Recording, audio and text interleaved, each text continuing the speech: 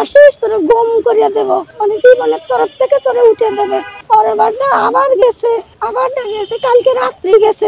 বিষ খাইছিল, বিষকে ট্রিটমেন্টের পরে ফের ওখানে যাইয়ে ওদের বাড়িতে গলায় দড়ি দিয়েছে। এই মেয়েটা ওই ছেলের সাথে সম্পর্কে 2-3 বছর ওরে নিতে চাই, নেই না, শুধু ওর টাকা খাই। ওর বাপ থাকে কুয়েতে, সে ইসি ওর টাকা নিয়ে আসা আর ও টাকা নেই। ওই নাসিরের ছেলের সাথে 2 বছর ধরে মেয়ের সম্পর্ক। ওই নাসিরের ছেলে মেয়েরে ঢাকা নিয়ে গেছে, ঢাকার থেকে ফিরে নিয়ে আইছে, ফিরে নিয়ে আইসে বাড়ি দিছে।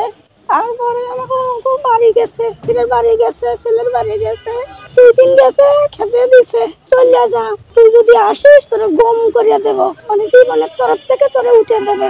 পরের বারটা আবার গেছে, কালকে রাত্রি গেছে, রাত্রি যায় আমার কাছে, মা তুমি ঘুম পড়ো, আমি বাইরে যাই। আরে এই কথা কয়ে আমার সোনা চলিয়া গেছে।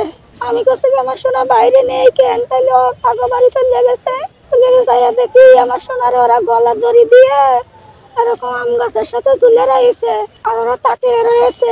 আমার সোনা নিচু, পায়ের নিচে কিছু নেই, শুধু এরকম করে রয়েছে, পা দুটা এরকম করে রয়েছে। তা আমি তো বিচার চাই। এই মেয়েটা ওই ছেলের সাথে সম্পর্কে 2-3 বছর ওরে নিতে চাই, নেই না, শুধু ওর টাকা খাই। ওর বাপ থাকে কুয়েতে, সে ইসি ওর টাকা নিয়ে আসা আর ও টাকা নেই।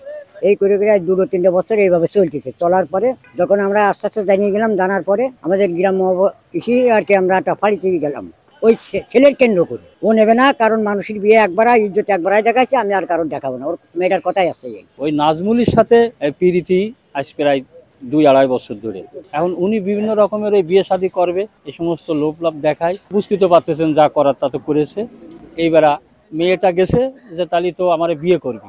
এখন ওনার বাড়ি যখন গেছে তখন ওরা বিয়ে দিতে রাজি হয়নি, তার বাপ আর সেই ছেলেটা রাজি হয়নি। না বিয়ে করবা না, তাহলে এত কিছু করলে কেন, এই বিয়ের দাবিতে তার বাড়ি গেছে।